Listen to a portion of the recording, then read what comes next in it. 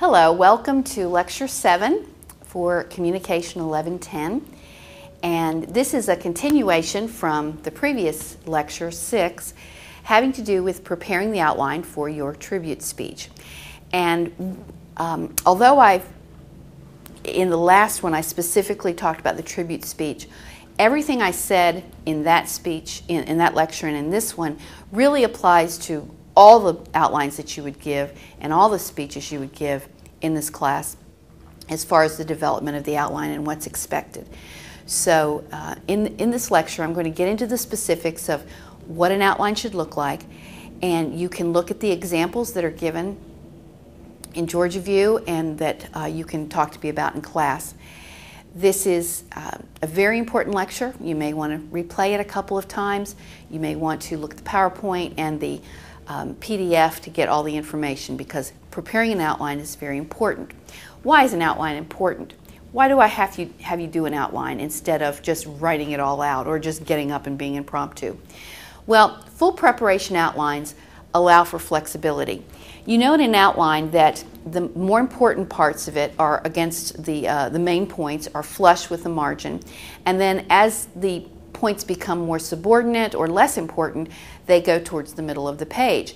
That allows you to look at it and say, okay, these are my main ideas and these are less important, and that's sort of a visual reminder to help you. If you find that you need to adapt your speech in some way for time, for a different audience, it's easier to adapt it from an outline than from a transcript where you don't have those visual helps of the indenting and the A's and the B's and the Roman numerals. So as a left-brained person, I think in outlines. I know a lot of people don't. You might be more right-brained or more visual, but I think if you open your mind to this, you will find that outlines can be very helpful. Another reason that we use outlines is because they're full preparation. They're not just a few skeletal words on a page. There is a lot more there. You put in the subpoints, you put in the introduction and the conclusion. It forces you to really think through what you're going to say without writing it out as a transcript verbatim, which is really something you don't want to do for a speech unless you are giving a presentation where every single word matters and you have no flexibility whatsoever. And as I said, it allows you to see the subordination, the hierarchy of ideas, keeping those things in mind, and that will help you to communicate that to the audience, because one thing we're going to see in this class is that audiences need structure. Let me say that again. Audiences need structure, and they need you to explain the structure. So an outline helps you keep in mind, what are my main ideas, what are my transitions, what are the less important ideas, and help you communicate that to an audience. A couple of things I'd like to say, some misunderstood elements of outlines and speeches. First of all, outlines are like blueprints. Think about that.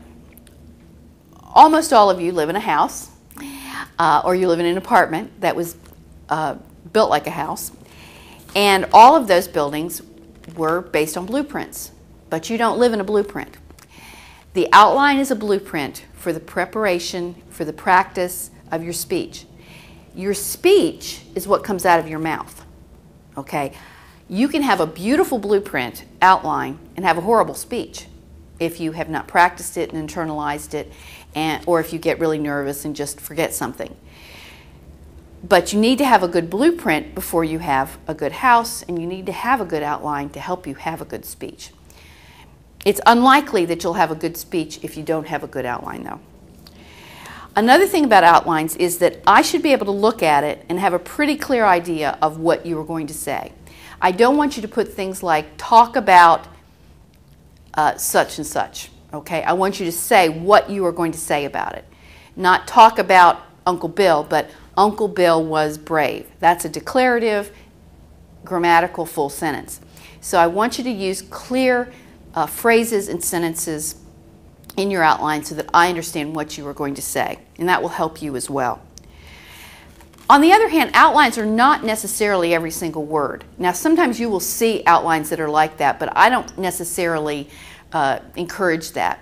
Outlines should be at the most about 50% of the words you would actually say. So for example, you might have as subpoint A, story about Bill's bravery in fire department. You can put something like that there. You don't have to write out the whole story on the outline. However, when you practice it, you want to be sure that you do go through the story and make sure you tell it well. And the last thing that is true for writing as well as speaking is that outlines themselves do not get written in the order in which they were, in which the speech is given. And this is a problem people have both in writing and speaking. They think, well, I've got to write the introduction first and then the first point. No, no, no. As you've already seen, I want you to write the middle section, the body, the Roman numerals, the core skeleton of the speech first, and then go back and add the beginning, the end, and some of the additional things that will help the audience follow your speech. So don't feel like you have to start at the introduction. You can't introduce somebody until you know them. You can't introduce the main ideas of speech until you know what you're going to say in the body. So keep that in mind. That also will help you in writing class, especially when you have to write an essay in class. I always tell my writing students, leave space for the introduction and then go back and write it towards the end as opposed to at the beginning. In the rest of this, I'd like to talk about how outlines have 6 main parts, and it would help if you were to also look at the sample that I have on Georgia View and try to visualize this as I go through each one of these parts. The 6 parts are the specific purpose, the introduction, the thesis preview, the body, conclusions, and transitions. And I'd like to talk about each one of those. First of all, the specific purpose. That, although it's put on the outline, is for you and for me. It is not for the audience. So please, please, please do not say it to the audience. It's there simply for me to know what your purpose is and for you to keep that purpose in mind. So a specific purpose should be phrased in this way, and you can look in the textbook for more ideas. To, and then a verb. Explain, persuade, convince, inform, something like that. So that's the first part. The second part, who is your target audience? To my classmates, to my colleagues, to my coworkers, okay? Who's your audience? Because that keeps in mind who you're speaking to. And then the last part is your content. And it should be very focused. It should not have the word "and" in it under most circumstances. It should be one thing that you are trying to communicate. So, to, audience, and the content. That's what the specific purpose should have. The next part, as you're looking at an outline, is the introduction. And as I said, you may write this towards the end as opposed to early in the speech.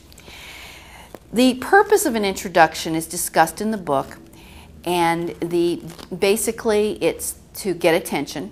That's the very first thing. An introduction should get attention. It should make people want to listen to your speech. It should be, as I often say, zippy and zappy. It should be Ben & Jerry's Chocolate Garcia instead of plain flavor-rich vanilla. It needs to have some zip to it. It needs to make people want to listen to you. And there are a variety of ways you can do that. Also, an introduction should be relevant to what your topic is. That's why you don't want to tell a silly joke and you have a very serious subject. So you want relevance. You want it to lead into the main idea, and there should be a bridge from the attention getter to the main idea. And then also you want to build credibility. You want to come across as a smart person, as a knowledgeable person in this introduction. So you don't want to do anything that would hurt your credibility. So those are the purposes of an introduction. In terms of the length of an introduction, I would recommend 10 to 15% of the speech time. So if you have a 10-minute speech, that's a minute to a minute and a half. If you start making your introduction too long, you cut into the body, it also tends, unless you're a very good speaker, it tends to annoy the audience because they want you to get to the point. So if you have a 5-minute speech, you're looking at about 30 seconds to 45 seconds for the introduction. Just be careful that you don't go on too long. I don't time the introduction as far as that's concerned, but you just don't want to have an introduction that's imbalanced in terms of length. The textbook says something like 10 to 20, but for our purposes in class, we'll go with 10 to 15. In terms of how, Again, you can look in the textbook chapter on introductions and conclusions, but there are 5 basic ways. First, you can use a rhetorical question, which means you don't want the audience to answer the question. If you do want them to answer it, be sure that you stay in control, because sometimes people in audiences will take over. Another is to tell a story or an anecdote. It, again, should be relevant. Another is to refer to a recent incident or something in the news that people are thinking about, and it's on their minds, and tie that into your subject. Another is to use a quotation from someone that is relevant to your topic. If you use a quotation, be sure to start with who said that. Mark Twain said, etc., etc., instead of just saying it as if it were your words. That's a little confusing. And another, the 5th way that you can start a speech is by some sort of startling information or statistic, that kind of thing, to get people to think, well, wow, I didn't know that. For example, if you were giving your tribute speech on the American Humane Society, you might start with a reliable statistic about how many animals are euthanized in the United States every year, which is a very high number, by the way.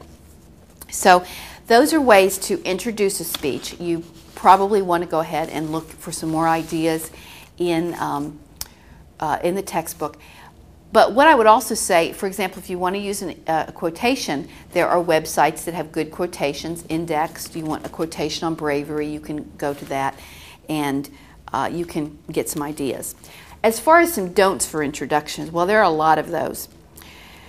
Don't forget to bridge between your introductory attention getter and your thesis. Make that connection for us. Try not to use definitions. That is a really boring way, pedantic way to start a speech. Webster defines blah, blah, blah. Well, you know, that doesn't really grab people. Another thing is, don't overload it with information. A lot of people tend to put too much information, forgetting that the point of the introduction is to make people interested. A story is more likely to do that than a lot of statistical information. And please, please do not start with, my speech is about. And the reason I say that is that a lot of you will be very nervous, and you'll get up there and you'll look at the audience, and the first thing that will come to your mind is, my speech is about. So I'm warning you, be careful not to do that, because it's not a good way to start. All right. The next part of the outline for the tribute speech, or any outline, is the preview and the thesis. You already have that. We've already discussed it in the previous lecture. And you'll want to write it out, as you can see from the example, clearly what is your main idea in the speech, your central idea, and how you will develop those with the main points. Then the body. Obviously, this is the longest part. Now, you might be asking, well, how long should this outline be? Well, that is you know, a question that depends on you. I would say, though, if you are typing it out in 12-point font and you do it according to the format that I've given you, for a 5-minute speech, it should be a page, maybe a tad longer. If it's only a half a page, you don't have enough. If it goes on to 2 or 3 pages, your speech is probably too long, and you're going to have to edit it when you practice it and find out it's too long. So, you know, page, maybe a little bit more. But again, I have found it very difficult sometimes to look at outlines and tell, because sometimes students aren't very specific. They're very basic input, and I would rather you have a little more on your outline than less. But the next one is conclusion. Again, you can look in the chapter in the book on conclusions, which is with introductions. The purpose of the conclusion is, first of all, to look back at the main points. So it's always, always important to summarize. No matter what speech you're giving, always summarize your main Roman numeral points that you've given.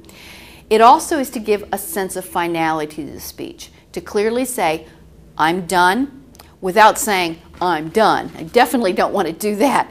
But, you know, it's a Forrest Gump conclusion, as I would say. You know, at the end of his stories, Forrest Gump would always say, and that's all I have to say about that. Well, we don't want any Forrest Gump conclusions, but you do need to give a sense of, I'm finished, that is the end of it. Then don't slither off, don't rush off, breathe, and leave in a poised fashion. In terms of the length, It should be about 5 to 10% of the speech time, so you can figure, for this speech about 30 seconds at the most.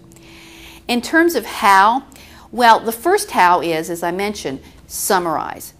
Always summarize. That's the first thing you want to do.